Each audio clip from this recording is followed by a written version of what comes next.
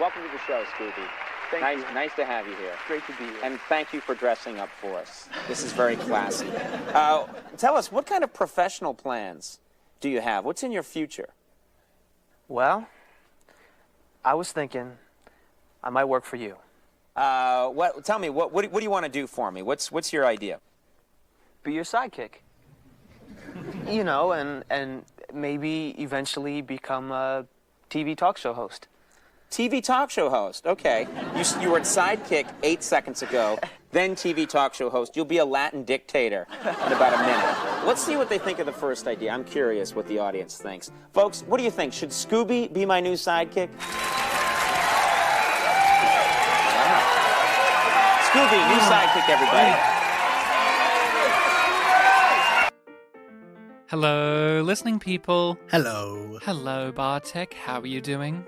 Good, Ryan. How are you doing? Oh, I'm very uplifted. I watched a very happy-go-lucky film for the whole family.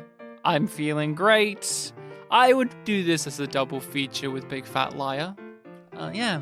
Let's stick with that. No. Only one film can be with a double feature with Big Fat Liar, and that's Flipper. Inexplicably, Flipper. We don't have time to get into why I have a double pack with Flipper and Big Fat Liar. I mean, that's easy. I bought it, but why is it a double pack? Those films are from different eras, different film companies, different styles. They're completely bizarre. I mean, they're both children's films, I guess, but I can't remember if it was yesterday or the day before, but I was literally telling my brother about that double pack and how it's just been this recurring mystery that, you know, you'd bring up every now and then. Like, there's like no connection between these two films at all. They're not from the same studio. They don't have the same director or actors in them. Different decades. Maybe they're both just family films, I guess, but still very different family films. Maybe they both have the same, like, best boy or something. Yeah, that's it. Maybe they both have the same best boy. Same caterer. Maybe they both have secretly an Australian in both of them. Like, we know who it is in Flipper, but who was it in Big Fat Liar? I don't know.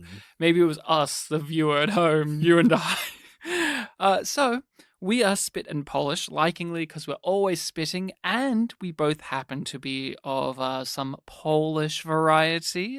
What's that variety exactly, Bartek? Do you know? Family? Yeah, you're more direct in that way, I guess. Yeah. Like, I'm a do we point generational difference, I guess, because my grandfather was Polish, and then you're more direct with your parents. Polish. I'm also blood related to them. Yeah, that's true. You are blood related. I don't know. Is that taboo to talk about? Is that taboo to talk about what is real family? Yeah, I mean, yeah, my dad's adopted, so I guess I'm not genetically Polish like you, and we know this to be a fact because, many moons ago now, Bartek and I were in a play together, and we were, getting changed and whatnot, and Bartek very tastefully, very, very matter-of-factly, very sensitively just pointed at me and just said, where's your hair? Yeah. At my chest. Yeah, not his head. He had very long hair. Yeah, I do not have an abundance of body hair like you. And you're like, where's your hair? And I'm like, this is it. And you're like, oh, and I could just tell in your heart, you're like, how's he Polish if he doesn't have an abundance of hair? It was exaggerated, but I remember doing that, yeah. Yeah. I mean, I think I've talked about growing up, if ever I did see another guy, without his shirt on, whether it's like changing or something, and they didn't have hair, I'm like, oh, I wonder why they shaved. Like, to me, the default was like, oh, well, you have body hair, so did people just shave it off? You always had to shave your face every day when you went to school, right? Because they would not let you have a beard. A variation of that. It was I would let it grow until I got told off. I didn't realize that you were that much of a troublemaker. Which inevitably would happen. I remember in year 12, in the lead up to the school social, I did shave, like, on my own, and I remember the coordinator who always got on my grill about it was like, oh, so for the formal you shave. So we are here to do Pictures Powwow, in which we talk about a movie that has come recommended. Every week we talk about a movie that someone has recommended, whether that recommendation comes from one of us, the hosts, or you, the listening people. That's right, you, the listeners, can suggest movies. We put them on a list and we eventually get around to them. That's actually what's happened today. We have a movie that has been recommended, demanded, even offered a bribe. Yeah. A bribe to get us to cover this movie. And you know what? Out of just not spite, not anything negative, we just haven't got it around to it until this very moment. Sometimes the mood strikes. So you just look at the list and you go, okay, this one's saying it needs to be done. And that's what happened here today with Storytelling, directed by what's his name? Todd Solondz. Todd Solondz, who we'll talk about him in a little while too. But this was recommended on our Facebook directly by someone who's been a fan of ours, Trevor. He's messaged us over the last year or so saying, "Hey, I like your work, like your banter, reminding us of things we've said," and he's very much been on us about like you got to. He likes what's happening with this. I think he said he likes the way you say my name or something. Yeah, I say it with love, Bartek.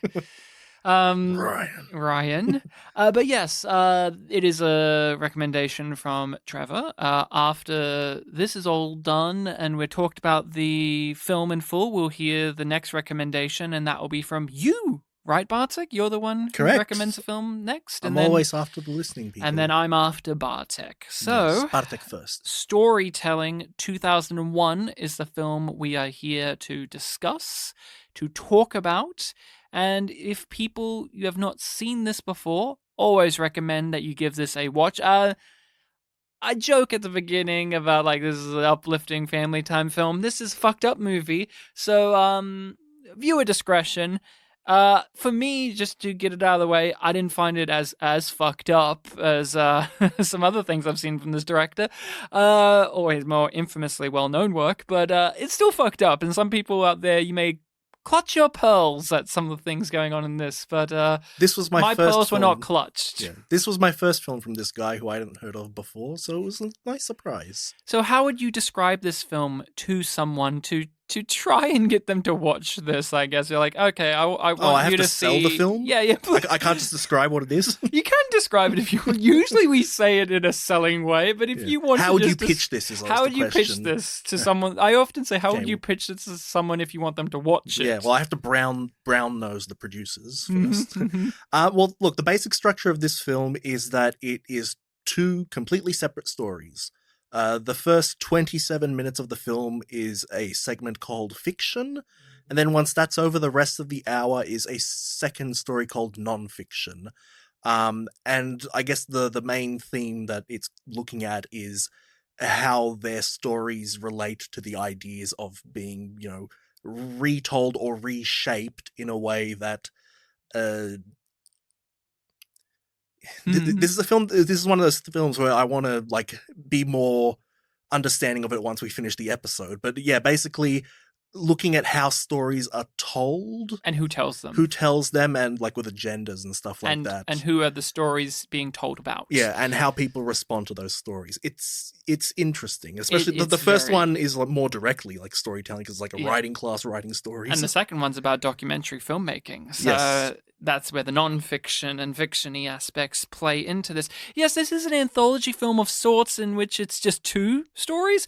From what I understand, I did not do the deepest dive into this, but there was supposed to be a third story called Autobiography, yes. which was filmed and shown at one point, but then it's been erased and cut from existence. And yeah, I think there was an actor of note that was the lead of it as well. Very odd stuff. I think there was a basic premise. It was something about a gay guy getting into a relationship. Yeah, or something. I think about and I think there was football or basketball player in football. School coming out and falling in love, getting into a relationship. I think the trivia said that there was explicit sex in it. Yes. Too. Yeah. Unlike in the rest of this movie, there was no none. Explicit sex ever, and there's no cool censorship of that depending the region you watch this in. That was funny because they have a they have a phrase for what the censorship was, and I was like, oh, I wonder what that means, and it was just incredibly literal. Yes, it was. Now, everyone, We will get into this, but have I pitched it well? Have you pitched it have well? Have I sold it to you? Again, first story, short and sweet. Second story, longer, but still sweet, I guess. Not really, but give it a watch for yourself. We're going to get into it, spoilers and all. I have not seen this film before. I have not even heard of this movie before, but I did recognize things from it. So I guess it does have like a lingering effect in terms of things like the censorship, that red bar thing, even the opening credits, the way that it was visually shown. I recognize that stuff. I looked up like even that censorship style with the red block was used as an album cover thing from a band that I'm not that familiar with, but I'm familiar with that album cover. So I was like, oh, that's where that came from. So this is a film in which there's a lot of, so that's where this is from. Or, I've seen this one clip, so I know now I know this is from it. Like even John Goodman is in the film. I've seen clips of him in this movie in like compilations or like in interviews or things like that. Because we were discussing right before we recorded, how many times have we had John Goodman now on the podcast? Yeah. It's been 7.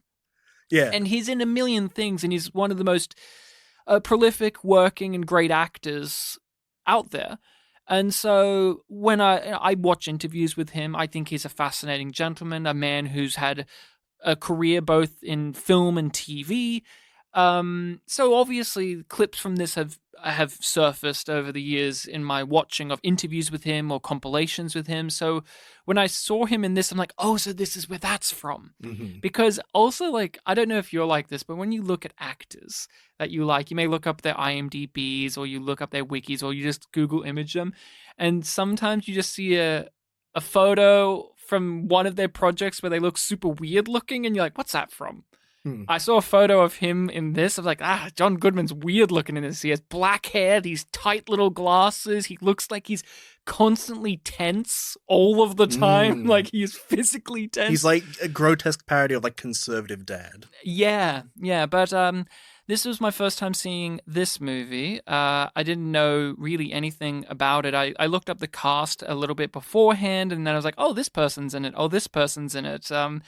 I joked at the end of our last discussion, it's like, oh, will this certain actress play the exact role I know her to play? And the answer was, yes, Julie Haggerty will play the nervous, kind of uptight, Freddie Got Fingered, Marriage Story mother. And boy, did she. The line where she was phoning up people to get them to fundraise for Israel made me laugh a lot. I was like, yay! Not for that, but it made me laugh because I'm like, this is just another perversion of the type of characters she plays. This is like, to me, this is the same character as the Freddie Got Fingered mum and the Marriage Story mum and The Freddie Got Fingered mum more so, I reckon. Yeah, well, the Marriage Story mum was weird. Yeah, but she was like really upbeat. Yeah, this mum was upbeat. But she was more nervous. Yeah, she was well, the mum in Marriage Story was also nervous because it was the thing about like, oh no, the dynamic, I will have to choose my own child or her husband who I really like. But that's Marriage Story talk. Yeah. There's one thing about her in Marriage Story that I forgot to bring up in the episode. I'm like, I should still mention that to Ryan just in our off time, and I always keep forgetting. Which is? At one point in Marriage Story, she sings this one religious song. And I've talked about in the past, off mic, that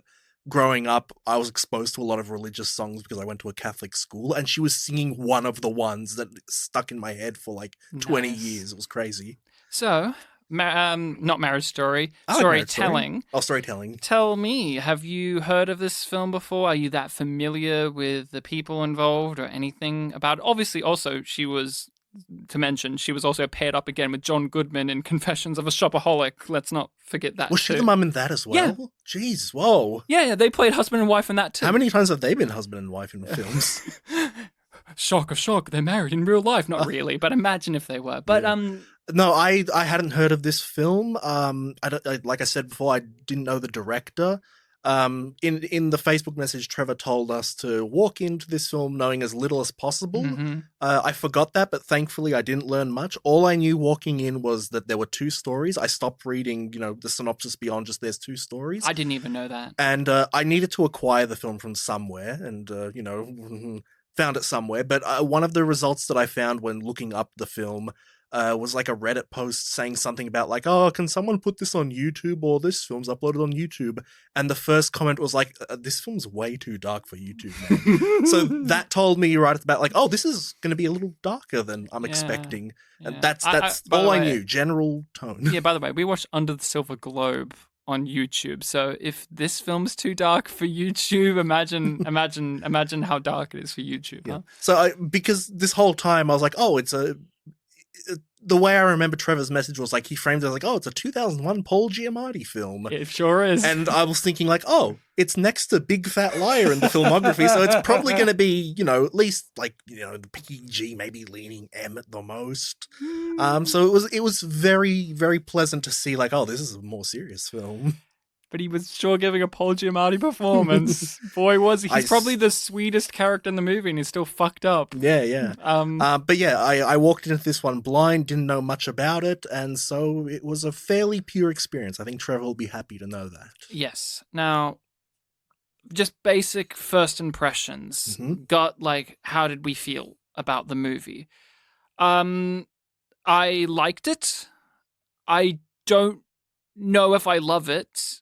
I think I prefer the other works of this director I've seen before. Mm-hmm. I do want to see the version with the third part of the story in there, because the two parts feels weird to me. I feel like it needs a rule of 3. Yeah, and also because the second one's so much longer than the first one, and it makes But here's the funny thing, and I'll ask you how you feel about it, but I'll just say this. I liked the first story more. Mm-hmm. When I say like, I don't mean it's a very confronting story, but I think its provocative nature provoked me in thought and emotion a lot more than the second one did. Even though the second one has a lot more time spent on characters and theme and message, I think just the direct nature of the first story connected with me, and also, having studied writing and been in writing classes and been in the world of theater and film, I know those people.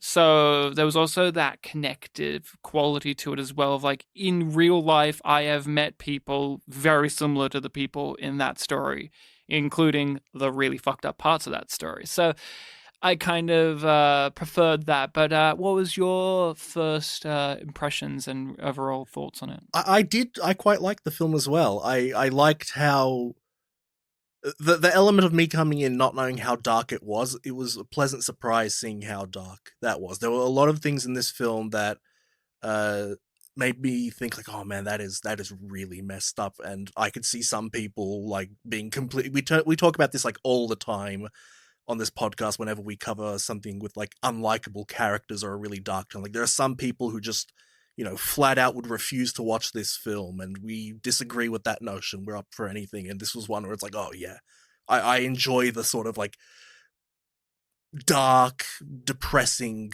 overall feel of this film in terms of like, the characters are basically, none of them are quite innocent. There's like darkness in everyone. I enjoyed that. I agree with you to an extent with liking the first part more, mostly because I felt like it was more clear in its message by the end. Ironically, similar to, or not ironically, aptly, the, I guess, antagonist of that story finishes the whole story mentioning like, oh, it had a beginning, middle, and an end. It's like, oh, this one also did too for its like theme. And so finishing that feeling that I had at the end of that first part told me like, oh, this is like what I can expect from the second story.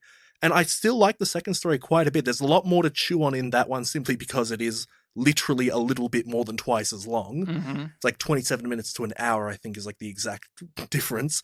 But by the end of the second one, it was just a little bit more vague, like, oh, what the overall message was. Like, I was reading up online, like, people's different readings on, like, the very last line. I'm like, oh, is that how they took it? Did I misinterpret it or something like that? Yeah, it's there's a lot more at play there, and it feels a little bit less cohesive, but I didn't know if that was, like, by design or not. Like, this is a more complicated story. It's going for that slice of life documentarian feel, the second part as well.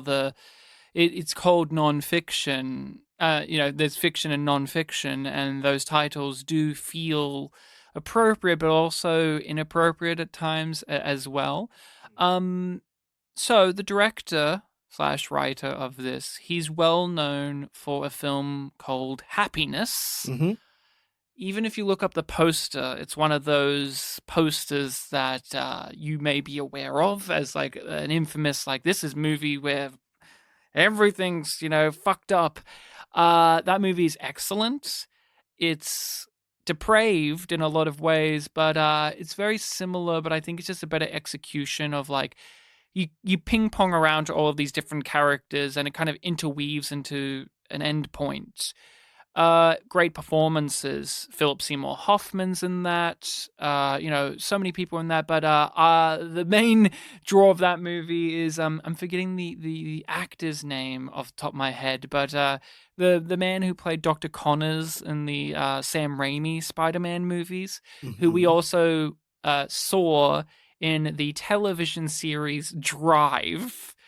Starring Nathan Fillion. This actor played the dad to Emma Stone's character in that. The guest star of that show. But we did a podcast for a guest spot on a friend of ours, Chats, where they covered failed TV shows, and there was one called Drive, and this actor was one of the main actors in that. And I mentioned in that podcast discussion, like, oh, and he's in Happiness, where he gives one of the most fucked up speeches I've ever seen in my life in a film, and this is still true. Even after this movie, I'm like, nah, I don't think even storytelling got close to Happiness. And this director, he's a provocateur. There's a great video on YouTube. It's like a 7-minute long thing where it's just a monologue or an interview of him as a director talking about how, although he makes films that people may not like, he does make films hoping that people would find something to resonate with. Although he is someone who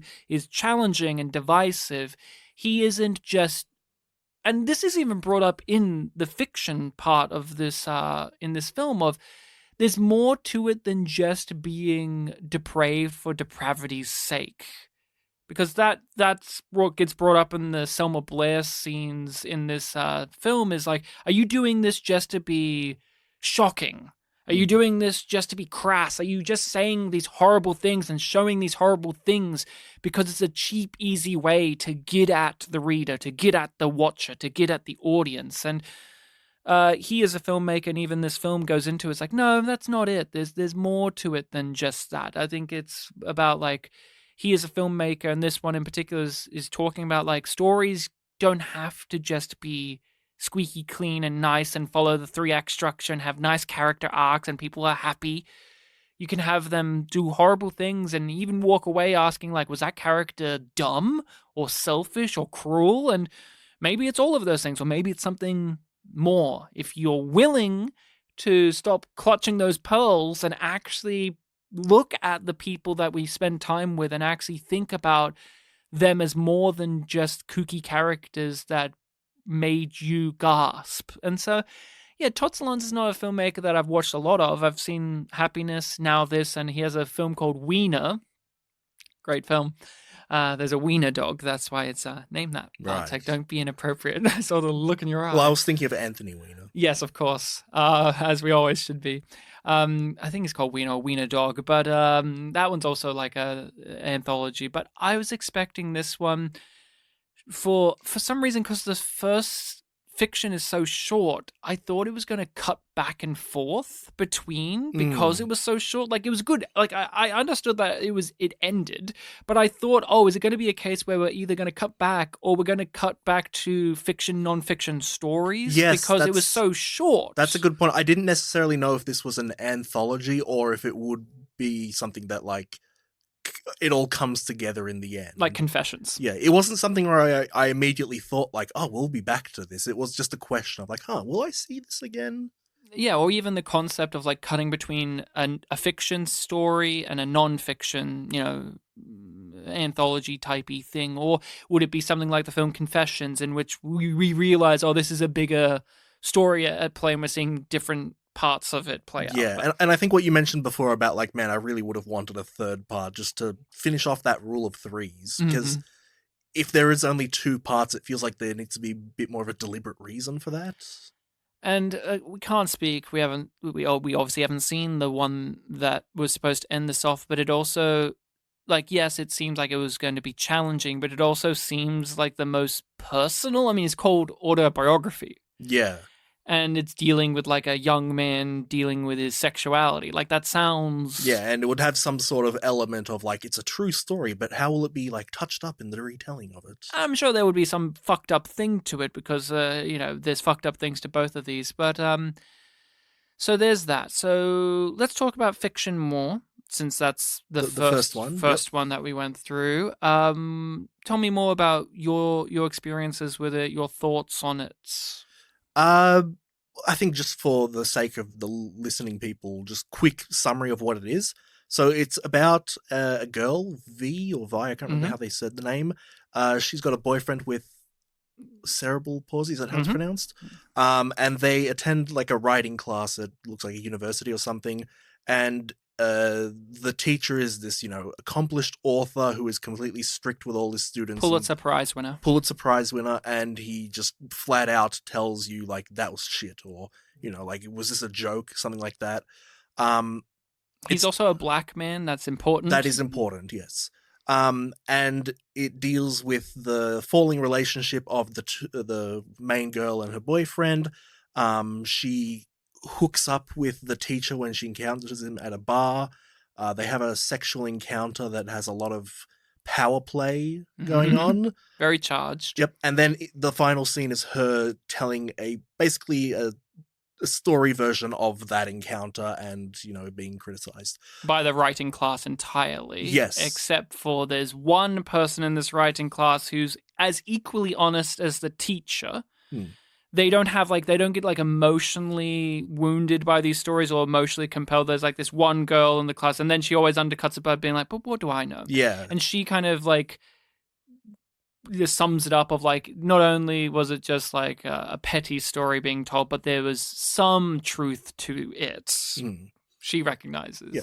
And yeah, I like this story. I like how the ending of it kind of makes you think back to the first story that we get told, because the film starts with the couple's having sex and the boyfriend's talking about like, I changed the story a little bit. I think it's much better. I'll read it in class tomorrow. I made the ending longer, so it's not different. It's just longer, and you need the context to understand. Yeah, the general thing that we hear of the story is it's basically one of those types of uplifting stories where a disability is reframed as like, a positive thing. Like, I'm not handicapped, I'm handy capable.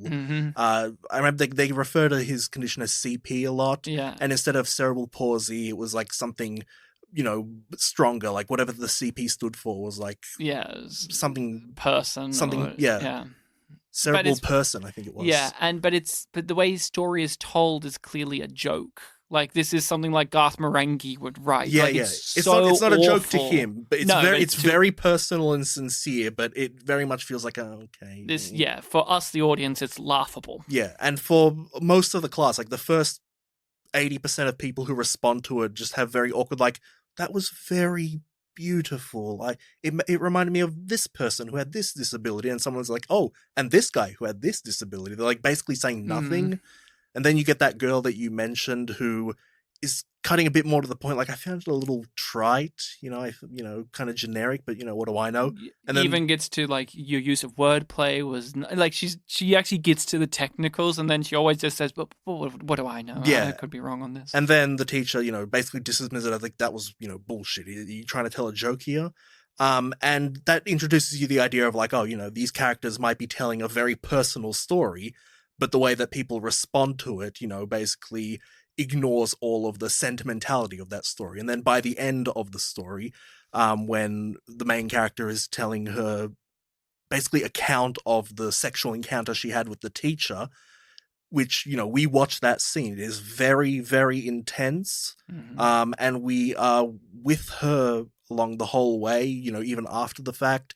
We understand the experience that she went through, and the story she tells highlights all of those experiences, recounts like actual things that happened, The messiness of it all. the messiness of all, and then all of the responses are pointing out how cliche everything is and like dismissing it as like, oh, this is, there's basically no thought put into this It's at all. sexist. It's racist. It's racist. This character is an awful person, and like they're. Why would you want to write about an awful person who's contradictory and messy and would get themselves into trouble? They stupid? Yeah, like the first story that we hear, the cerebral person one, we understand that that's what they're going for, but this is also a character that we barely know. We just kind of met them. But then the second time around, this is now a character who we've seen the experience that she's gone through. She's now telling this story and seeing how this, non-fiction story is being treated as a fiction story and is basically like dismissing the realness of it all, just dismissing it as generic fiction. And it ends on that really kind of dark note, but it felt very powerful. But there is it's a dark story and a dark note. Very down a note, yeah. But also there is an acknowledgement that it was true. Like Selma Blair's character says it's true, but also like the girl critiquing her and the teacher who obviously knows. Yeah. All three of them in different ways, whether directly or indirectly or so on, acknowledge that although there's messiness to this story and these people don't get it, there is a truth at the center of it, and that, the teacher grimly, but says, like, your storytelling has improved, though. Like, there's something that we can connect to there. There's a beginning, middle, and an end. And, that's a, dour note, but there is, like, that to it as well. And it goes back to, like, this film in general, but this first part really sets us up for this, is everyone is, like, has a dimension to them, but they're presented as two-dimensional people throughout our encounter with them until we get to see more. Like, we have this relationship between these two people. One of them has a disability, and it's treated at the beginning just very, nonchalantly, but then he finds like a waning in their relationship because she's no longer turned on by it. She's no longer thrilled by the fact that she's dating a taboo, and she no longer sweats. She has what did he say? He's like, you've gained empathy or mercy or something. He had some line like that. Yeah. Some sort of like positive quality, but like it ruins the relationship. It ruins a relationship, right? And that gives us an insight into him. But then when he reads his story, that's what he wants. In his story version of himself, that's what he wants, but then in real life, that's not what he wants. And then when we see them in a relationship, there's the back and forth about like, although he's someone with CP, he's still like a young dickhead boy. And I actually found, although the first story has a lot happening, there's some grit your teeth and make you look away at the screen stuff in there, I actually found it very funny as well. That's the thing about Todd. He's very funny, but it's in a way where it's like, if you say, "Oh, I found fiction funnier than non-fiction," you might get some side eyes. But the fact that it's not quite cringe comedy, but it's like uncomfortable comedy. Yeah, but it's that comedy of the acknowledgement that these people are clueless. Yeah, because Selma Blair, she gives a great performance in this. So good. Like, she has the right level of privilege to her performance. The exchange that really got me, that made me laugh the most, was when she was crying and she's getting dumped and she's explaining to her roommate about, like, he has CP. Like, I thought that he'd be better than this. Yes, and, like, that's right. And then she calls him a cripple, and like, she's just so like, and that made me laugh a lot, because it's just that level of like performative nature on her end. Every other line she was saying to her roommate was also like, "Don't worry, I will be fine," but still complaining to her like, "Don't worry, I'll be fine. I'll just do this and then it'll be all good." And that's throughout the movie, but especially in that first half, like the writing class, where it's like all of these insincere, performative people, but like, what are you underneath all of that? Like, even the classmates who are portrayed as cartoons, when the reality is shattered, and she, a main character in fiction, it says out loud, but this actually did happen, you see all of them stop being those heightened cartoon characters and just have to sit in the truth for a moment. There's an element. Everything switches. There's an element to them in both scenes where it's like they're afraid to say the wrong thing. They do kind of want to, conform to the rest of the opinion, which is like, the first character that speaks up about the CP story is like, that was very moving. It reminded me of this person. Then everyone just starts listing other writers that had, disabilities or something like that. And then in the second one, it's like, they speak about like, oh, that's clearly deplorable. Everyone's like, yeah. There's like a little bit of a witch hunt against the story. And then once, it's pointed out like, but this actually happened, all of a sudden, like, no one wants to continue shitting on the story. No, or even talking about it.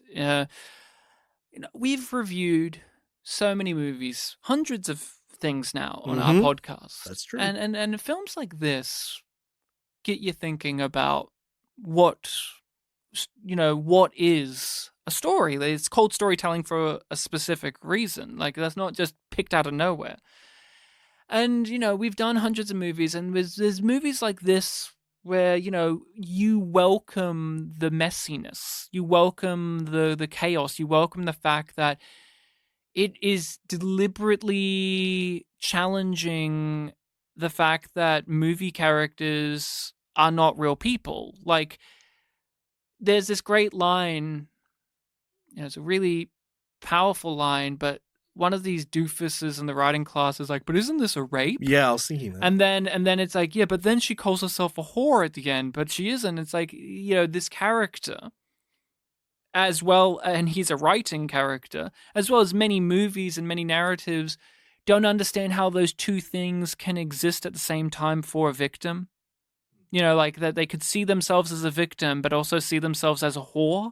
Like in a narrative, whether it be one of a film or even in real life, you want it to be clean. You want it to be neat. You want it to be simple. You want it to be like, well, they're victims, so they see themselves as a victim. If you get told that they see themselves also as a whore, then that's uncomfortable.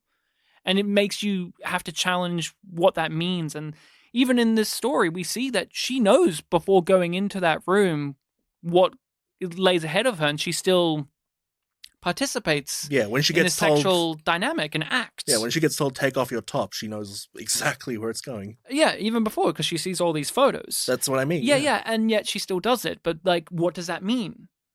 And how do you feel about that? It's not as simple. Yeah, this isn't a 1950s Hollywood film where the moral character of the main character will be upheld or presented in a positive light at the end. No, it is more complex and messy, and it's not going to be too satisfying to some people.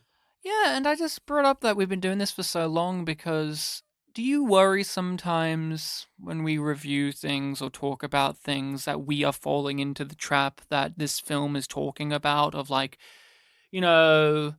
these contradictory elements of storytelling and character and stuff like that? Because I do sometimes think about it. And a film like this really does does really grab you by the shoulders and shake you and make you wonder, why am I so comfortable with everything being so stripped down to basic elements when life itself is not like that?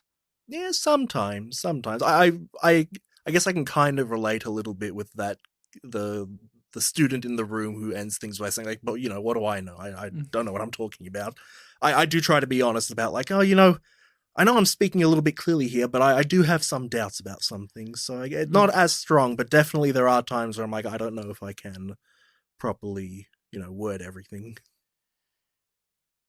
Not to dance around it, but the big thing of this story is this woman, this young woman, gets into a sexual relationship or momentary sexual relationship with her teacher. Mm-hmm. And there's the taboo thing of that, but then they add more to it, which is he demands that she, say slurs during the sex, and she does, and she screams it, and she gets turned on by it, or seemingly turned on by it. And then when we get the story afterwards and you see what she looks like, or when she comes back to her former boyfriend and she's distressed, but also she is sweating.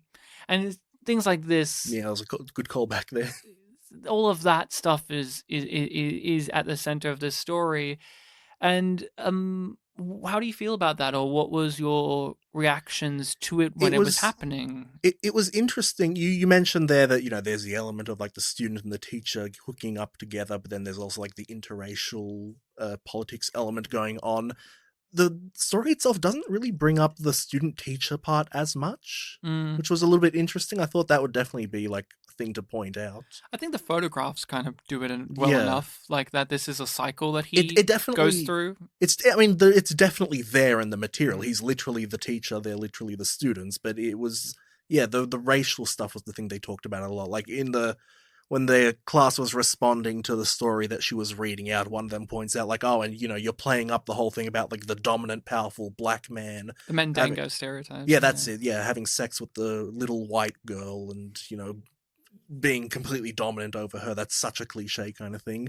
But yeah, the way the scene plays out, it is very effective because he tells her to undress slowly and she just very meekly obeys everything he says. And she even has a thing earlier on where she's looking at the photos, she just keeps muttering to herself, don't be racist. Like she's thinking of that whole stereotype thing ahead of time. She's seeing that like this is a little bit of a, I guess in that moment, not cliche, but like a dark reflection of, what's in her mind. And she says that she does not like his work and does not like his writing because of how forceful and demanding it is. And then she then has that with him in real life, and she obeys it. And it goes into the critique that this other student makes of like, you want to not be these things, but underneath it all, you are these things. She's the character is obviously distancing it by talking about the character, but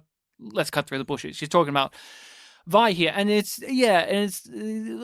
the truth of life. There are all of these things that make up a person, that you want to have these virtues, but then you have these other things, these things underneath that maybe you aren't even fully aware of that go against those virtues. And we see so often in a movie, like you have like, the big event that will make a character realize how far they're willing to take their morals. And this is one where, because of who this director is, they want to really go for it. And they're like, okay, not only are we going to go with the teacher-student thing, but we're really going to go with the interracial thing and make it a whole big ordeal. But then what to you, or do you agree, is this just a filmmaker, or is this just a film or a moment that is there just to shock for shock's sake? Because that's a critique that, this film obviously is aware of, but it doesn't mean that it doesn't get it. And do you feel that way? And if not, why? No, because I think the whole message at the end of it is commenting on this, part of human nature that we're not really all that proud of. Like a lot of people would try to deny this part of themselves, where it's like, that's not who I am. I don't present that way. I'm not the type of person who, will crumble at my morals. I'm, again, going back to like a 50s Hollywood character where it's like, these are my values. I'm the hero and I will save the day because of these values that I have here. This is my character. This is who I truly am. But we do have these weaknesses where when we're confronted with something, terrifying or a certain power over us, like we might crumble, we might give in, even though in a calm situation we might say we wouldn't. Like right here, we're just two friends in a room talking and be like, oh yeah, if like a big tough guy came at me, I'd run away, or or maybe I'd stand my ground. I can think with my wits, but then in the situation itself we might just freeze up, we might just cower. Or another example would be those people that talk about like, oh, this is how I'd survive the zombie apocalypse. Like, human nature is not quite that simple. In the calm moments, you could talk about the best case scenario, but in the actual moment of it, things might not go that well, and you might be confronted with, the weakness inside you that you might be ignoring. The film also, I think, gets by because it's talking about privilege and how that blinds you to things. these characters that we are following in both stories are from a place of privilege. So it doesn't feel like the film is entirely looking down upon the people within it. Obviously, it is looking at them in a very judgmental way, and whether that's fair or not is even discussed in it, like especially in fiction, where it's like, this is a young woman who doesn't know any better, but that's the story.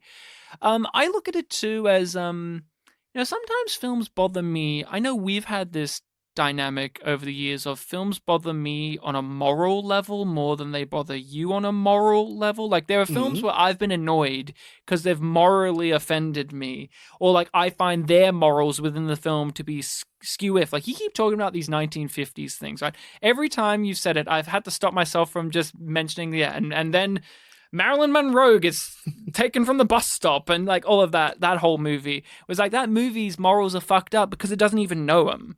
And I get annoyed by that sometimes, when more it's about when a movie is telling me one thing, but it's clearly the opposite. And it's like, the movie isn't aware of that. That bugs me more than a movie that is actually like morally depraved, or dealing with depravity, or dealing with these tough subject matters. Like, I love movies like that. I love Trainspotting, for instance. That's a movie about heroin addicts who do the most fucked up things possible, and yet I still like them. And yet, what does that mean? Why do I like them, and what do I get from them? But then there are movies that we do on this podcast where I get really angry at them because they're trying to sell me one thing, but they're doing another, and it's like, you're not going to fool me. But what this movie does, it actually reminds me of some of the best science fiction, weirdly, of it presents you the thing and it just leaves it there.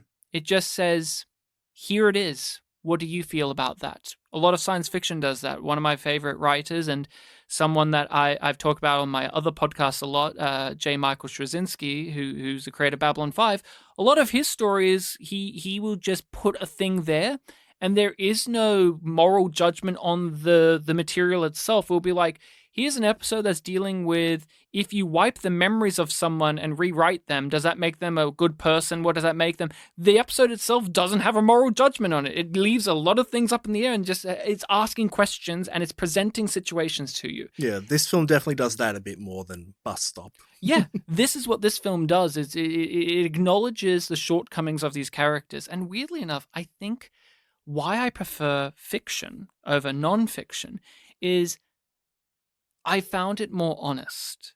I think in nonfiction, the characters came across a little cartoony, a little bit too cartoony for me to buy it as much as this first part of the movie was. Like, even like the little boy in the second one in nonfiction, he's such a dialed up version of that rich prick character who I know in real life. I've met those people in real life. We know some. But he's like, there's just so much of it where it's just like, you really turned it up to a degree where you can kind of see the script. You can kind of see the script, and it doesn't feel like there's an affection for the characters, I guess. Like in this one, in fiction, I do feel like there is some like affinity towards the characters, even though it's still, I think, being harsh on them and still coming away with a very downbeat story. It still feels like there's something in the storytelling and the filmmaking that has like it springs from some honest place. Yeah. I don't want to fall into the trap of writing the film for the director, but I guess he might be doing a sort of thing where like, oh, the characters in fiction are, more natural, whereas the characters in non-fiction are a bit more fictional. Except for Scooby, he feels very real. Yeah. Like, especially that younger brother character in non-fiction, where, like, every scene, like, I was smiling through a lot of them because of just, like, how effectively uncomfortable the whole thing was. It was reminding me of when we did that Christmas film right at the end of last year, the Better Watch Out, the one with the incel guy. You kept talking about, like, I could just see what they were going for with this character. It was so uncomfortable. I was feeling that with this character. Yes. In non-fiction. I know it isn't, but that kid also made me think of the little kid from Freddy Got Fingered. The one that gets injured all the time. Okay. just that actor has the same energy, like that energy of like it's clearly a perform. And this isn't me slamming the kid; they both gave great performances, but there's this level of like, I'm just a kid. I'm so happy, and they say the most fucked up, or do the most fucked up, or involved in the most fucked up thing, and it kind of adds to the humor of like, really? Oh wow, what's that? They must have been a bad person if they're on death row. Either way, clean up my juice for me. Like, I was you know what? It's certain note that's always hits. I was literally about to say, like, yeah, he felt like a weird parody of like a wholesome 50s kid. And then I realized, like, I keep bringing up the 50s for some reason. I wasn't even thinking of the 50s while watching this, but I know. I guess just, yeah, comparing this film to something more, you know, straight Hollywood that, you know, you would think of like the Hollywood classics like that, where the conventions were different. This feels so different from that I can't help but think of like, oh, you know, the 50s as a sort of like general mainstream to compare this film to. So to quickly go over non-fiction, the second story, the longer one. The story is as such, just to streamline it. Paul Giamatti is a man struggling to find his purpose in the world. He settles on becoming a documentarian, following the lives of the teen and parent dynamic. Hones in on this one family, this one teen in particular, who's about to finish high school and is he going to go to college? And that kid's name is Scooby, and he was played by the lead of the film Snow Day. Literally same guy, and this is a year later, or at least a year after Snow Day release. Was he the one that had a crush on? Yep. Oh. Yep. Oh, that was him. Yeah, same guy. People may know that actor from Scott Pilgrim as well. He's in a lot of things. Green Room, he's also in that. He knows how to play this type of character, like the disenfranchised, disaffected kind of way, like longing for something more teen. But they follow this family, this rich, entitled family. John Goodman's the dad, Julie Haggerty's the mother. You got the other brothers there, who one's a young little upstart son of a bitch, and then you got like the jock middle child who's just a dumbass. They have a housemaid who's got her own story. Consuelo. And it all culminates in the family, again, spoilers, all of them except for Scooby get murdered. And Paul Giamatti is still making his documentary film. Now, that's just a concise that we can get into more, but I want to ask you something straight off. Okay. This is from the end, but I want to know this because Paul Giamatti is special to us. We first started our podcast with a Paul Giamatti movie that came out the same year as this. He's like a sacred cow to this podcast. Yes. Yeah. And this was recommended in part because of our love for Paul Giamatti. I think he's a great actor, but we've often asked, like, how much should we take Creed? Like, how much worth should we have in this notion that many people, including us, hold of like Paul Giamatti is like a very serious actor, man, when oftentimes in his career, he loves to go cheesy ham, full fist, like pedal to the metal, I'm playing a cartoon. Like, Marty Wolf is the same year as this movie. And they're drastically different characters. But I bring that up because he's a great actor nonetheless. At the end, his character comes in, seeing, like, you know, with his cameraman, and Paul Giamatti's character's crying and he's apologizing. Was that sincere? Do you think that was him sincerely upset, or do you think that was his character performing? Because I saw that moment and I didn't buy it.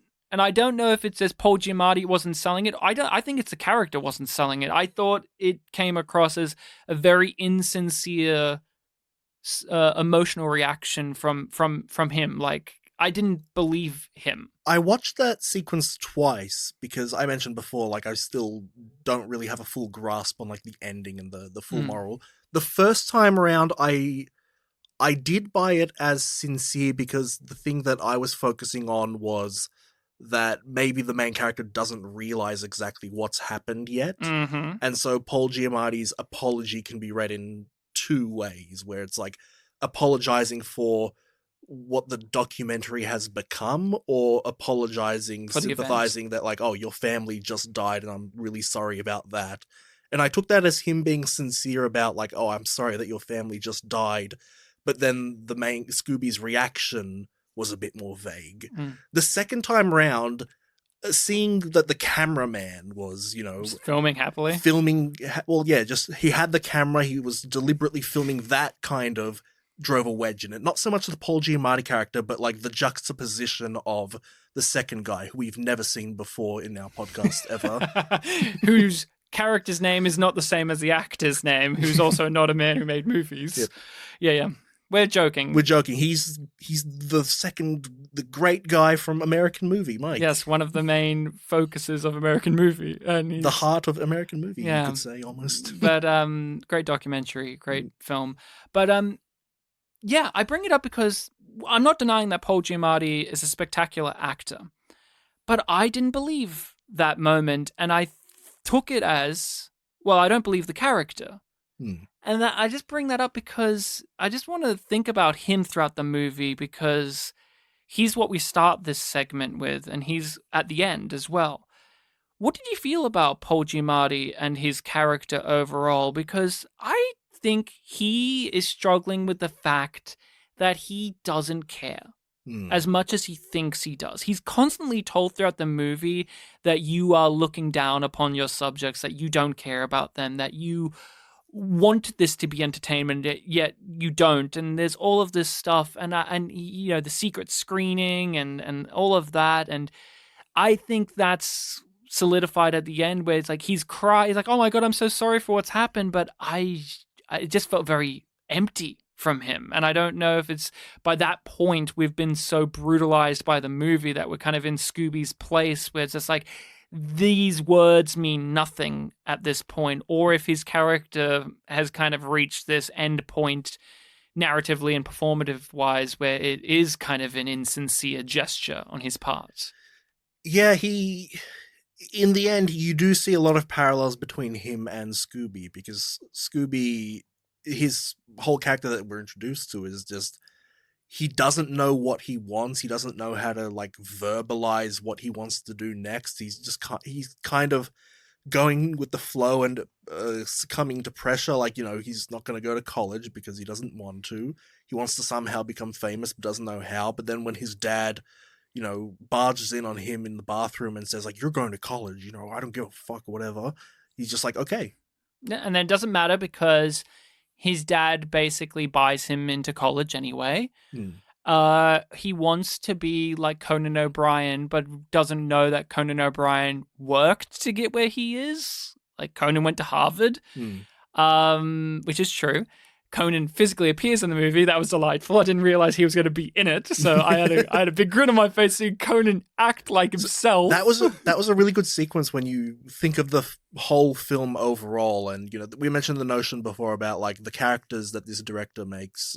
I can't speak for the other films, but they all have this non-innocence to them. They're all have this darkness to them. But then Conan O'Brien appears, just playing himself. Like, it felt very genuine. They have this like mock interview that he does, and it feels like his show. Yeah, it's like genuinely like his show. Like, he even has like these little snappy comebacks to like, oh, 1 second you're saying this, now you're saying this, huh? All right, everyone, what do you think? I wonder if they gave him a script. How much of that was just Conan? Because Yeah, I could believe that. Conan's a writer too, so True, like he wrote some of yeah. the best Simpsons. Yeah, But just yeah, I did believe believe him. one way or the other. Like, this felt like a slice of real life in this film with this non-fictional character in a story. Well, really, it's called non-fiction, Yeah, isn't it? but we're on the inverse with Paul Giamatti and Scooby, because Paul Giamatti's character knew what he wanted to be, and then life wasn't fair, as John Goodman points out, and he gave up on one thing after the other, after the other. So what makes him any different to Scooby now? Like, this is a man who, let's just say Paul Giamatti's probably in his 30s in this. I don't know how old his character is, but it feels like he's Close to 40 at least. Yeah, but here's the problem. It's Paul Giamatti. Yeah. He looks like he's always been 48 years old. Like, I bet you if I look up how old he was in this movie, he's probably our age. Yeah, Probably. I mean, remember he was in born Truman Show, and he looked old there I think too. he was born in like 67, so Yeah, but so mid-30s maybe. yeah. So, but he is basically at the place where Scooby is, where he doesn't know what he wants to do. You get he has all of these prospects ahead of him, but he doesn't really want to grab any of them, and then he just settles on something because he's kind of forced to. He's on the phone at the beginning. That's what kind of pressures him. He's like, I'm doing documentary stuff, actually, and you're a producer, right? You can help me. Sorry, partway through what you were saying, I didn't know which character you were talking about Right. because of the parallel. Yeah. But yeah, you have all of these scenes where there's only like 2 or 3 when he's in like the editing room with that lady and he's like showing her, well, this is what I have so far, and she, you know, she's basically like the student from the first story where it's like, well, I don't see the point that you're going for. You're saying that this documentary is meant to be about, you know, teenagers in general, you know, how they get into college, stuff like that. But then there's all these like flowery, you know, soliloquies about like walking through the hallway. You're kind of exploiting this family. But also, you're not really, because you have this incident and you don't want to cover it. Like, so what do you want to do? Yeah, and then you have, even though there are some points where like, okay, I can kind of see what he wants, but like it's not coming through here. But then you have this one moment where he's talking about like, well, in this scene, I want to make it a bit more entertaining. Like, people will find this funny. And she's like, what's funny about this? And he just like can't come up with an answer. And it's like, you know, this character also doesn't really know what he's doing. No. It's a continuation of that story he was telling on the phone, where it's like, I want it to be this thing, but it didn't work out. So this thing, but it didn't work out. But now I'm doing this. And it's clearly like, okay, this is another thing that's not working out. And now we follow Scooby, who's a young man who just does what he's told and resents it, even his sexuality. You know, he has a friend that's in love with him and is like, hey, you know, everyone knows about this. And it's like, well, if everyone knows about it, can we still do something? And he's just very blasé, like, yeah, sure, I'll have, you know, a gay relation with you, sure. Like, so you can suck my dick, basically. Sure, whatever. And, you know, he doesn't seem fussed any way or the other, but Scooby does have desires. He has wants. He just doesn't know how to articulate them or even envision them for himself because he's told what to do. Paul Giamatti, his character, I don't even think has any of those. I think he's lost those over time. I think he's just going through the motions. While Scooby, that's what makes it tragic when he sees everyone laughing at his interviews and everything, because it's like he does have emotions. He does have something. And even in some of the interviews we see that people are laughing at, he has actual wisdom and insight. He's just explaining them the way that a teenager would. Yeah, even that was heartbreaking to me, because I'm like, I believe what you're saying. I just think you're just a young person, that's all. And everyone's laughing at you. It was genuinely heartbreaking stuff. Yeah, I didn't know if I was coming at this from like a modern perspective or if this was the intention, but I actually thought that this segment would probably play really well these days, especially when you have like, you know, the millennial and younger generations, you know, struggling with life after school, where opportunities are tougher. Yeah. It is a tougher world than, you know, our generations that came before. That this character who doesn't know what he's doing, I feel like I've heard a lot of people in my real life also, you know, be confused about what they want to do if it's too late to start doing something. And I felt like, oh, this could be actually a really relatable character. And the film never really frames him that way. Like, there is a sympathy element that you have to him a little bit, but a lot of the characters responding to him are, you know, his strict dad, or his nervous Nelly mother, or his mum, dick brother, or his arrogant brother, or the teachers who don't give a fuck. Yeah, and seeing the screening that he walked in on, everyone just like laughing at his words, I'm like, is that realistic? But I do believe a little bit, yeah. A little bit, even, for sure. Even nowadays, I believe that to be true. There are people, online figures, you know, not you know, obvious go-to within last decade or so. Someone who's been recontextualized was Rebecca Black, right? She was this preteen girl who sang a song and people mocked her. And now here we are, and she's an actual pop musician, and people kind of like reframe that. But like, you know, we do laugh at these, especially young people who just don't know anything. We still do that. We like to think we don't. Like, oh, the TikTok generation. In an internet perspective, yes, but I was thinking more from like a documentary. Like, you're purposely going out of your way to watch this like informational film. Yeah, but I think it is true in some way. Like, some of my favorite documentary films have that to them. like, I enjoy Hands on a Hard Body because I'm watching a bunch of dumbasses, but then you get to know them more, but there is a level of mocking them. So yes, But that is part of the point of that documentary, is it not? Kinda. Well, The eccentricities of these characters. Yes, it's the eccentricities. It's not so much about the event, like this is the history of this event. No, exactly. But then this is where we get into the brilliance of this film. But I would even say, if you want to see this done more brilliant or longer scale brilliant, everyone should watch American Vandal, where there is talk of the ethical quandaries of documentary filmmaking, because that is a part of the discussion of this movie and very much of that series of like, how much are you making them a punching bag to be laughed at? Because that is something that does happen. Like, I'm sure we have watched or even covered documentaries on our podcast or just watched plenty in our own time where, you know, this person was just framed in a way that made them more laughable than maybe the intention was or what that person was desiring of themselves. So I can believe that. And it's because Paul Giamatti's character is shown to be such a haphazard person. Like, he would sloppily make a film that would make this kid laughable. I believe that.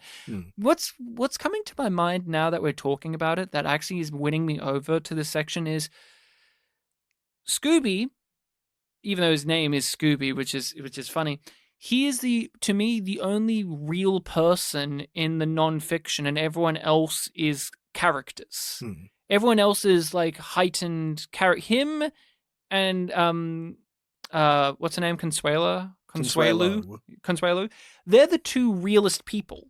Everyone else is heightened for some effect, dramatically or comedically, but they feel the most tangible. Hence, they're the most emotionally affecting and connective of this segment, because they exist in a world that will tread on them for the sake of treading on them. We'll spit on them, we'll lower them, we'll just mock them, we'll treat them like dirt for whatever reason. I really liked the scene where they were at the dinner table and they talked about their family history. You know, about like, oh, you know, if it wasn't for World War II and Hitler, you know, we would be European, we'd be living in Europe. And Scooby, who, you know, is this like whatever kind of teenager, doesn't know what he's doing. He's the character that will say, I don't know, to a lot of things. He pieces it together that like, so if it wasn't for Hitler, like, we wouldn't be alive, because you wouldn't have, your mum's side of the family wouldn't have moved to America, wouldn't have met Dad, who is an American. She wouldn't have been born. So, yeah, she wouldn't have been born, we wouldn't have been born. So he says the line, like,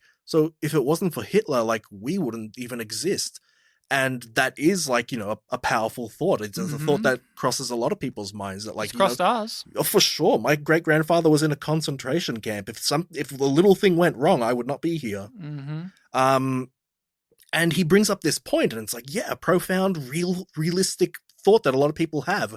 And the immediate response is, you know, go to your room, go away, shut up, how dare you say that? Completely shut down this, like, you know, thoughtful thing. And it shows that our character, you know, does have a brain. He can think of uncomfortable things, ask questions that are really interesting questions, but the environment that he's in is one that would shut him down. And not to psychoanalyze the filmmaker and writer, but that moment kind of makes me think of what this filmmaker would potentially struggle with other people thinking of him, where it's like, Scooby says this, and yeah, it's a thought-provoking thing, but it's immediately seen, even from the view of being like, oh, come on.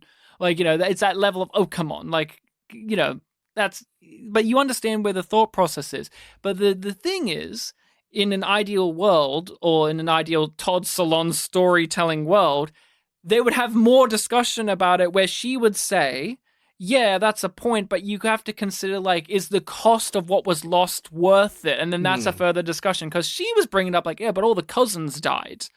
And he doesn't give a shit about that, because they aren't his cousins. They don't matter to him. Like, that's where that's something, but his family is so reductive and so restrictive in their worldviews and how they look at each other and how they almost fit a certain type of status, a certain type of mold. You are the eldest son, so you have to do this, this, this, and this.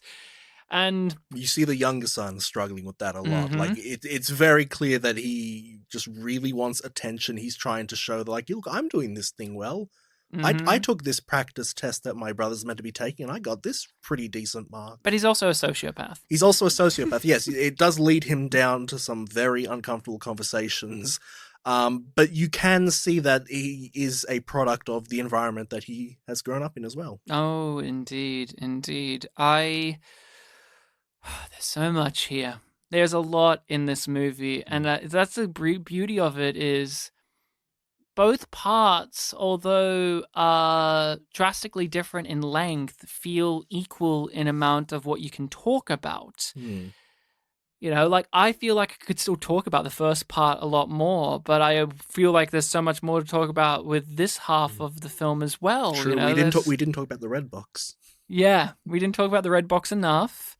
We didn't talk about how, like, some of the other students in that class were the ones in the photos and how they gave side-eye looks. See, I tried to compare. I didn't know if any of the other students were in that room. I thought the one with the glasses next to her Yeah, 'cause was, but I may be mistaken. I don't know. Yeah, I struggled because I looked like the hairstyles of two that I Mm. could make out that wasn't, like, you know, the main one that had the You experience. know, I'm like, I can't see those hairstyles Let's anywhere. rewatch it again. I do want to. Let's hold hands and watch it again. I would like to get confirmation of that, because then that would, like, recontextualize, you know, what they're saying in class. But Yes. yeah, I don't know if they were, like, previous students or not. But with the second portion of the film, nonfiction,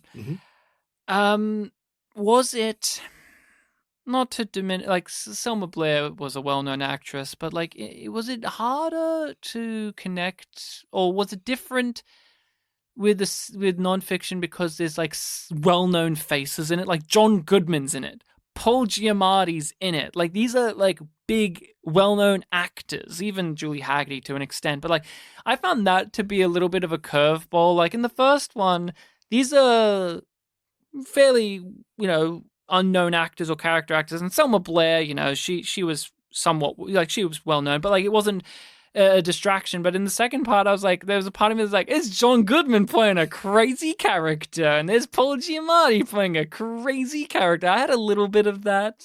I don't know if I don't really want to hold that against the film, but I just want to acknowledge that did happen.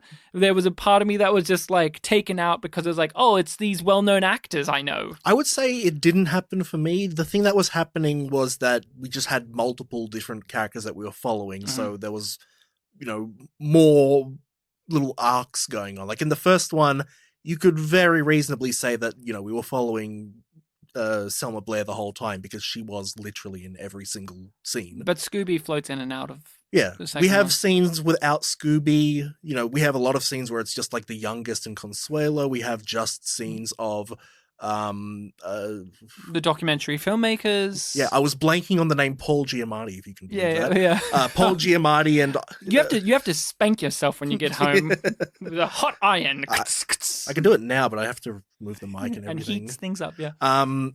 Yeah, there was a lot more perspective, so there was a lot more juggling. So it was like, okay, how do they all relate to whatever the common themes are? It felt, and I guess that's the confusion that I walked in here. Like, I want to finish this episode with a more clear idea of that second part of the story, because in the first one, it was more straightforward. There's also stylistic changes. Like, some of the nonfiction is told in documentary style. Some of it isn't. Some of it is information only we, the audience, get to the benefit of, and some of it isn't. There are some, like, one scene characters where you only see them, like, giving their interview. But and it's called nonfiction, and yet it is a magical, realistic world where hypnosis works. Yeah, there's that element too. It works, and it destroys everything. It's an evil, dark art. Yeah, can we talk about the youngest brother more? What a fucking freak! It's definitely one of the most memorable things about nonfiction. I have met so many people like that. Not to that evil extent, but, like, I've met people who are so rich and so unaware of themselves that they would react similarly to that. I've had that. Not naming names, but I've known someone, as have you, who didn't even realize that this woman who came over to clean their house and cook for them was being paid. He thought that they were just a family because they were family friend. He just thought that they did that because they liked to do it. Mm. And so this little kid, as like eccentric as it is, boy, there was so much truth to that. Like, it felt like, the filmmaker knew these people and was like, I fucking hate these people. There was no sympathy for that little kid. That maid had the patience of a saint. Oh boy, did she. When the kid's talking about like, well, this isn't like a real job.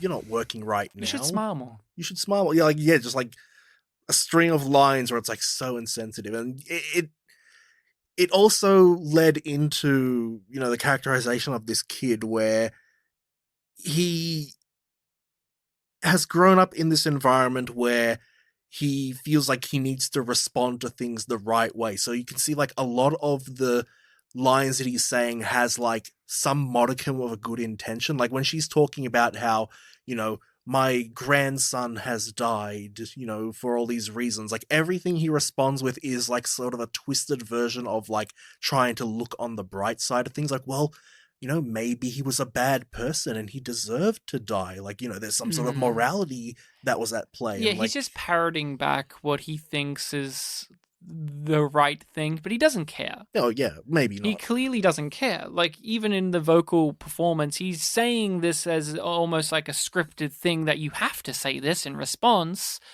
But also there's a judgment to him. Like, well, obviously he was a bad person. If he got executed, then it's like that whole back and forth of like, but you wouldn't really know, would you? It's like, no, I'm pretty sure he was a good person. It's like, and he's so confident that he is right that no, you don't. Though, and there is a sort of ironic twist. It's like, well, what did he do? And like, he did do some deplorable things. Mm-hmm. Yes, and her description of rape was very interesting to describe to a child. Yeah, that was the thing of like, oh my god, if this story continues for much longer, there's going to be a very dark ending because of that line. Yes. Where it's like, it was something like if you love someone and but they don't love you back, you have to do something about it. And it was like, well, fuck, that's the problem the kid's having with his dad. Yes. Is he going to rape his dad? No, he does not. But still, that's where my mind was going. This isn't a strange thing about the Johnsons. That's a different movie. Is that short film? Yeah, that's that short film. Did we not watch it? No, I was away when you watched it with Jules, I remember. Yeah, that's what a fun time. Oh, what a fun time that is. Ari Aster. Oh boy, that's on YouTube. You can watch that in your own leisure. But there's just little touches that I'm appreciating. Like at the end, when the family has been killed and the authorities are there, the only person that's actually crying is Paul Giamatti. Everyone else is kind of shocked or kind of silently gasbagging and talking to each other and like blabbing to each other. Everyone else is like reacting very mutedly or like whatever. And Paul Giamatti's the only one crying. And he's only just got out of the car. So how much does he already know? It could also be a thing if you want to interpret it as like, he genuinely was feeling that way. It's just, him being suddenly faced with real non-fiction and, not being able to handle it. Yeah, but it also, like, there is, again, that contrast of everyone else around, including Scooby, and then Paul Giamatti. I was kind of waiting for, like, a neighbor to turn to Scooby. It's like, oh my god, Scooby, you're okay? Or something like that. No, and that fucking little kid, and he does the hypnotism on John Goodman, and John Goodman turns into warm, cuddly John Goodman. He becomes the dad from Speed Racer. Yeah, the smile. It's like, you want to go get some ice cream? He felt like he was doing his fucking Monsters Inc. voice. Yes, he did. And which is his real voice, but it's just that thing of like John Goodman in this movie is doing such a character in all caps. And in his final scene where they're watching the TV and he's like, "Can I sleep with you?" He's like, "Of course." And it's like, you're in a safety fort now or something. It's like, oh, this is a nice dad. Thanks, Sully. But you mentioned this. Could you please tell the listening people who about your reaction to seeing John Goodman in this movie? You told me before. Oh, right. So I Yeah, I can't remember what you brought up John Goodman in this film. You're like, oh, he reminded me of this. Of the dad in Speed. His hairstyle reminded me of his in Speed Racer. Yeah, Just the pure black, not you the were same comparing- haircut, but the... You were comparing him to like other characters that he's played before, and like you couldn't get over that. I'm like, oh, I couldn't get over the fact that he looked like a like grotesque parody of what my dad looked like growing up. Like he had the same kind of like dark hair with the hairstyle, a little bit chubby, glasses, and a kind of conservative attitude. But my dad, lovely guy. He's not like this dad at all. But like they'll just these exaggerated like look of this character. Mhm. It's just like, oh my god, this is like someone's like besmirching my dad or something. Yeah, that's so funny. Yeah, I saw him, and because he has black hair, and it's obviously dyed black, and it made me think of his hair in Speed Racer, like which has more of an Elvis-esque style, but like it was that black hair on John Goodman. It just doesn't look right. And in this, he's like wearing a shirt that's slightly too small and glasses that are slightly too small, and he also looks like an evil George Costanza in that way, where it's like George Costanza's thing in Seinfeld was every costume was slightly too small to kind of heighten the fact that he was an uncomfortable man, that he was always kind of on the edge. Yeah. That's like, and then Kramer always had an outfit that was a size or two too big to show that he was a very loose, free-flowing guy. Oh, that was good. always, it's not anything mentioned in the show. It's just like, that's just a No, I'm detail. thinking back on the show now with that in mind. I'm like, yeah, that was there. Yeah, it's very good stuff. But this ending, tell me, what's the hubbub? I haven't read anything about this. I have my own opinions on the ending there with Scooby's reaction and all that. But like, what's the division there, or like what's the discussion there, or like what's your opinion on it? There wasn't really that much division there. It's just that everyone was interpreting Scooby as his response being about the film, and like, you got what you want from this documentary. And with me, I took that more as I guess I didn't know the full meaning behind it. It's like, you got what you want. And yeah, your film's a hit. yeah, I think it was more. Sorry, I'm trying to remember back what I said early in the episode, because I thought I talked about it already. Yeah, you were reading it. You were reading people's, and it was just different to what you. Yeah, let me just try to remember. Everyone was saying that the ending was Scooby responding to him as if he was talking about, like, this is exactly what you wanted to happen. Whereas for me, I kind of was trying to take it as like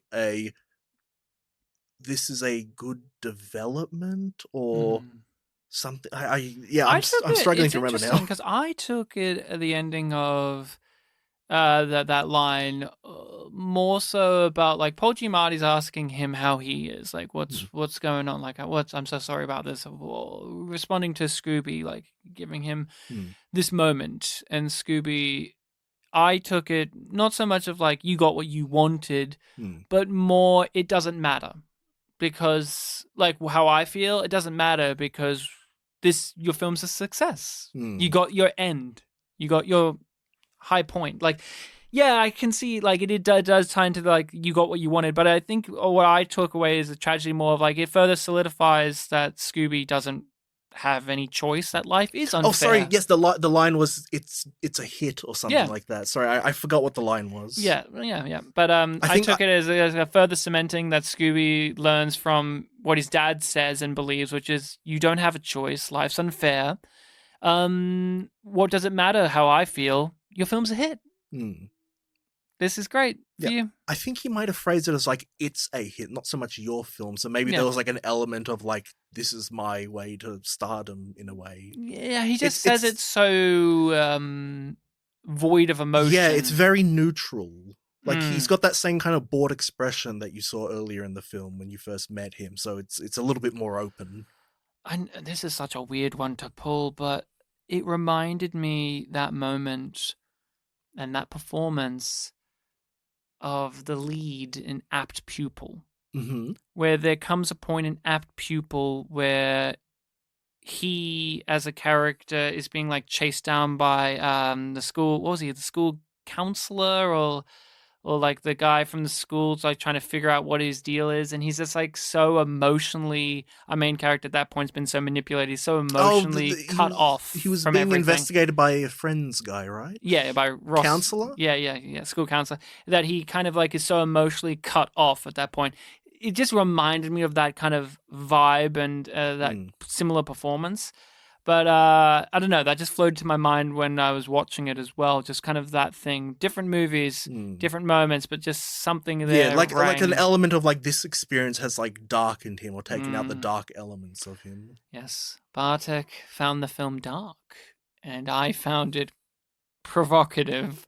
I've just been realizing we've both been saying, you've been saying dark and I've been saying provocative a lot, because this is what the film is. I see them as synonymous. I thought we were saying the same thing. No. I'm saying like these are our individual go-to things to say during this discussion. I like this movie. I watched it and I was a bit not middling on it, because I guess I was like, I know it's going to be a challenge. I know it's going to be a movie that's going to have some, outrageous things that would make your jaw hit the floor. And I didn't find them particularly shocking. They didn't hit me as hard.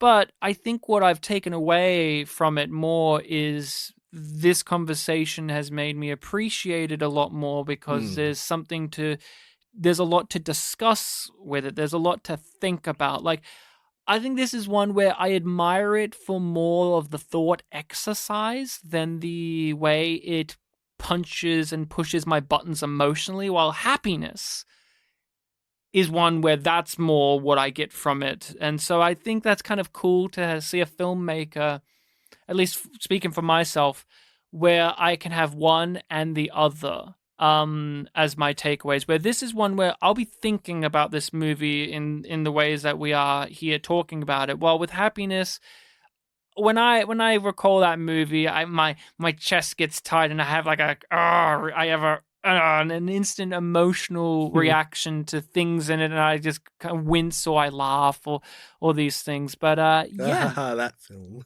Oh yeah, because we have fucked up sense of humor. That film is funny. Kinda. But I'd be keen to check out more of his work. Anything else you want to say about this film worth us being bribed over to cover? Yeah, I really didn't know that the red box was a literal red triangle just covering the sex. Yep. I thought it was some sort of like film technique or something, but no, you could make that red triangle in Microsoft Paint. Yep. Yeah, it was very good, wasn't it? Yeah, and reading the trivia about... Wait, in the version you watched, did it have the red triangle? Yeah. Oh, mine didn't. Oh, really? Mine, it wasn't a triangle, it was a rectangle. Yes, was I saying triangle? Yes. Sorry, I meant rectangle. A full red box with like a slightly yellow, outline, but inner line. Yeah, no, I saw the sex happening. So I was very confused when I was reading, like, what's this red box thing about? And I Googled it, and I'm like, oh my God, I could make that edit. Yeah, no, it looks awesome. It looks great. Oh, yeah? Oh, yeah.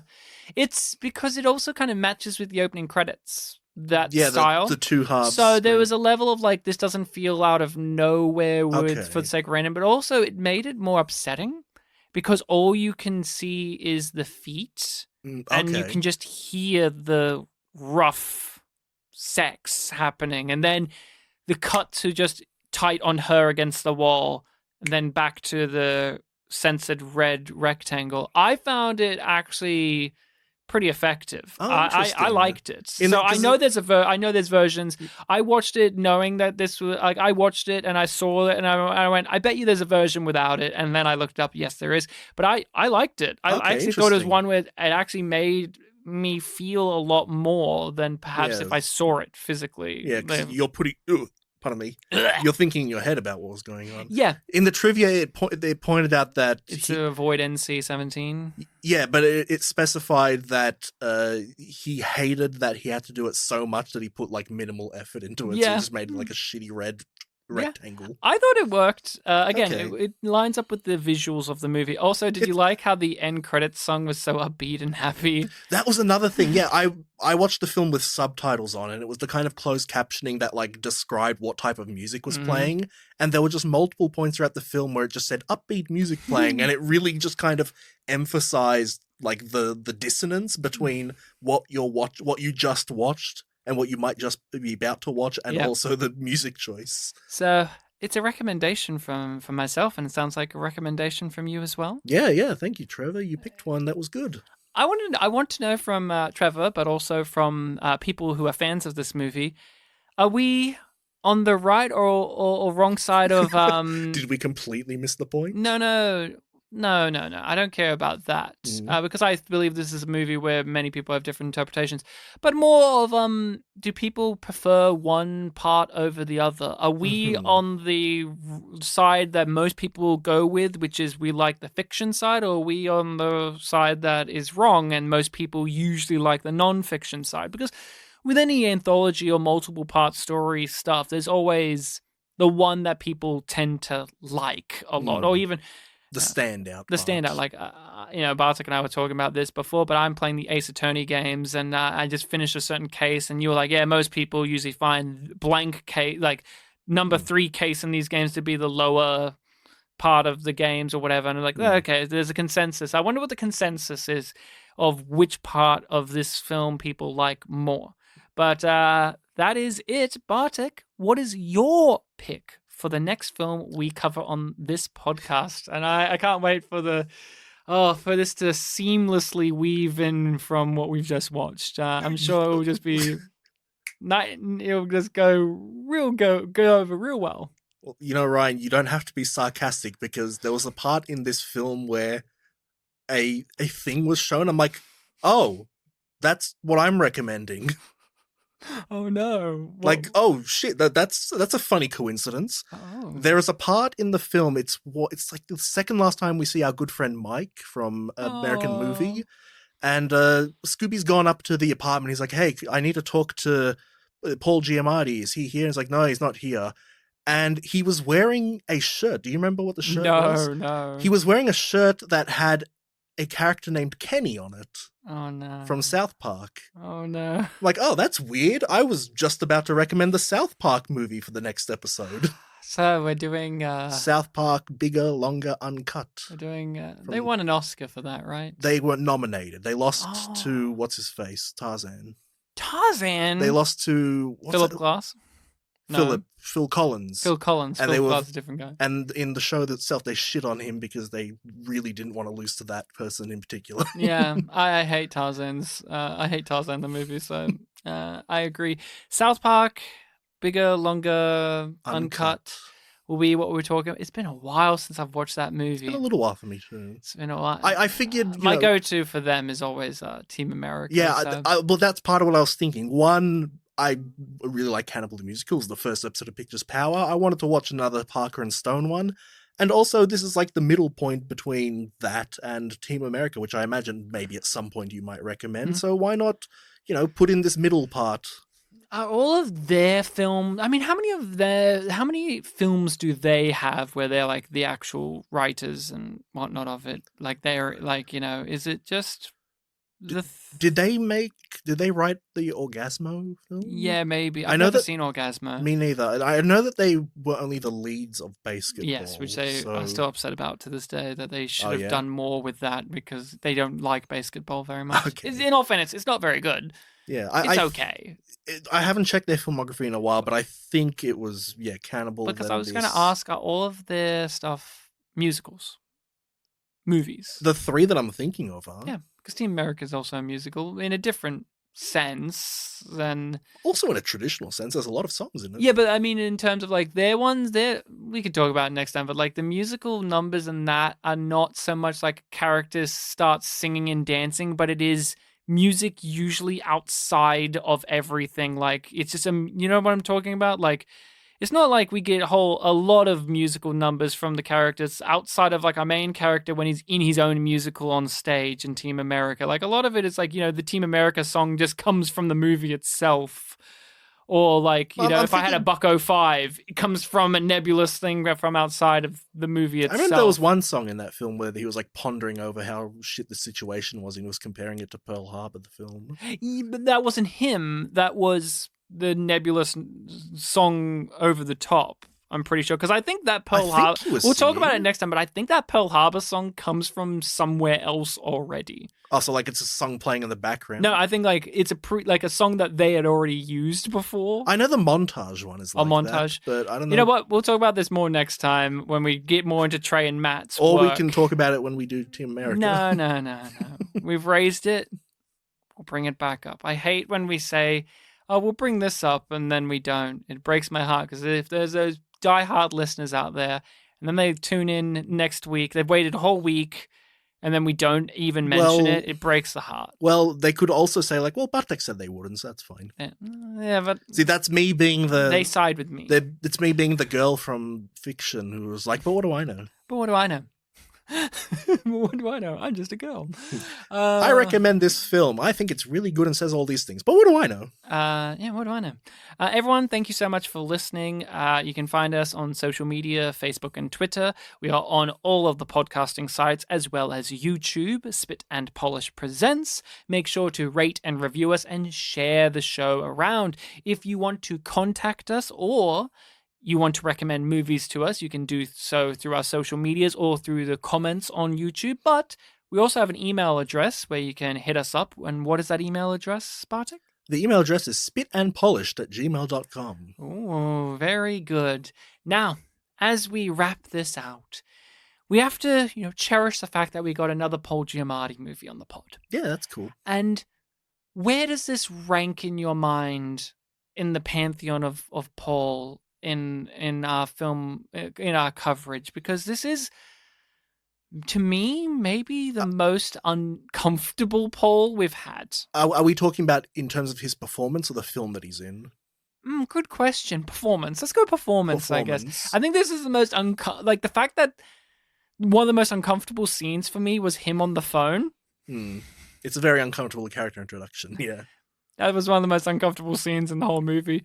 I think this is probably like his most naturalistic performance we've had on the podcast. I think this is the one that feels like the most like a person. What do you think? He was a pretty normal employee type character in Truman Show. Yeah. I know that he was around eccentric people and in an eccentric situation, but he was pretty normal to the point that I didn't even think of him as being in the film when I recommended it. Yeah. That's fair. That's fair. I mean, that's probably also one. He's so nice in that one, though. Yeah, he's pretty normal. Yeah. It kind of reminds me a bit more of, I've mentioned a couple of times that there's that 90s FMV game Ripper where he plays like a doctor character and he's like not wacky in that at all. He's kind of a bit more like this, honestly. Yeah. Okay. Yeah. So for you would say in your mind's eye of Paul performances? Obviously Marty Wolf has to be at the top. Mm-hmm. I'd probably put the Shoot 'em Up one next. Just because that one's also really fun and over the top. Next in the tier list, maybe I will put what about the Nanny Diaries? That's the one I'm thinking. Maybe that one third, where he's like, got the veneer of being like, hey, nice dad, but then like he's a creep. He's a creep. What do we have left? We have this Thunderpants, and Lady in the Water. Oh, Lady in the Water's on the bottom. That's a genuinely terrible performance. I'm sorry. I love Paul, but we struggle to give him praise in that. He's I'm not even thinking of ranking, but that's like worst performance we've seen of Paul by far. With the last three, I guess Thunderpants, but like the rest of the film kind of elevates it a bit more. Paul's great in that one, but there's a lot going on in that Big film. Mama's House? Yeah, he's got some... Oh, I forgot about Big Mama's House. Never forget about Big Mama's House. He wouldn't let you forget. He always loves it. Here's how I go about it, all right? To me... I completely forgot about Big Mama's House. How could you forget? He's so fucking good in it. But here's how it goes, all right? Marty Wolf's obviously number one. Shoot 'em up, great stuff. I'm actually going to put Thunderpants because I think that's his most underrated because at least I can't speak for you. I speak for myself. I always want to underrate how absurd he is in that movie. But then you see him again.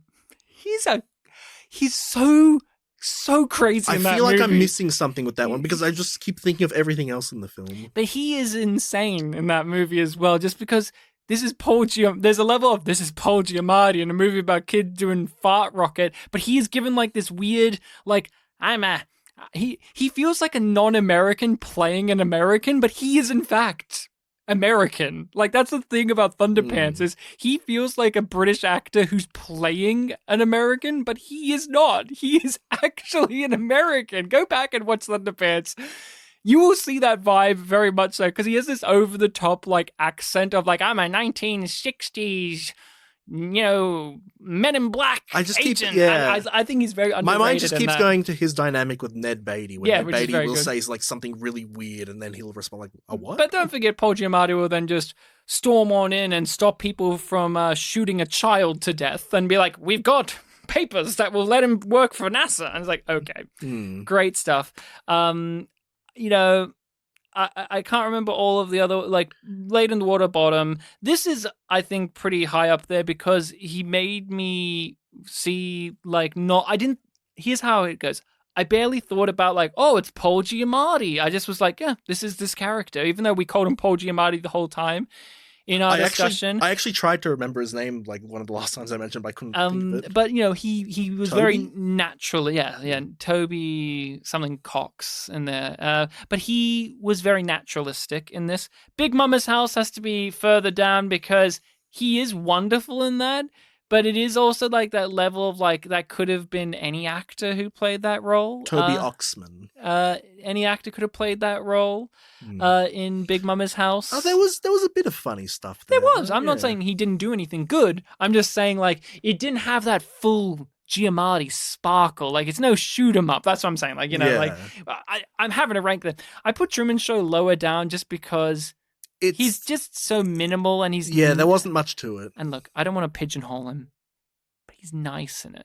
And I don't come to Giamatti just to see him be a nice guy. I want to see him to be a little bit fucked up. He's just a cog in the machine. He's I just want to see him, and also he's so young in that. By the way, he would have been 33 when this film came out. Yeah, mid-30s. So when he filmed it, he would have been in his early 30s. It's us next year. So yeah. Just think about that. Paul Giamatti looks 48 here. He's a real, what's his name, George C. Scott in Doctor Strangelove? Yeah. Is that his name? Yeah. George C. Scott, where he was, I can't remember how old he was in that, but he was old looking, but he wasn't that old. He was like 35 or maybe like our age now. I remember we were like, oh, in a few years, that's us. Yeah, we're getting to that point where you see actors who look old, but then you realize they're not, and you're like, oh no, is that gonna be me next year? So there you go. Or actors who look young but were in fact old the whole time, and you're like, oh, you're telling me this person was 32 years old when they did this movie? Oh, okay. But that is it. Thank you so much. I don't know what Giamatti awaits us next. I feel like we have to have one for October, because that's when 10-year anniversary. 10-year anniversary, and it has to be a spooky one. I only know in my brain right now one horror movie with Paul Giamatti in it, and he's literally only in one scene, but it's an amazing scene. So Okay. we'll I don't know, but we'll have to think about that. Yeah, we'll have to schedule it up. Look through see if we can get Will on. Could you imagine if Paul Giamatti suddenly started to do like horror movies now? Like he's in that old, like he becomes the new Donald Pleasance, where he just is like, okay, I'm just going to commit to the Terrifier franchise now. Like, could you imagine if he fucking did that? Like, my heart almost stopped. Game career move. My heart almost stopped because I thought you were going to say, could you imagine if he dies before October? I'm like, oh no. Now I don't want to celebrate the podcast's 10-year anniversary. Don't ever say that. That's why my heart stopped. He's going to live forever. Yeah. Did I nail the, you mentioned like, oh, how's your recommendation going to connect to this film? You did I nail it? Yeah. Yeah, you nailed it. There was a shirt worn. Yeah. Of a main character. Plus, I think Scooby would really like South Park. Oh, yeah. I bet there was a deleted scene where he opened the door, was like, yeah, Kenny.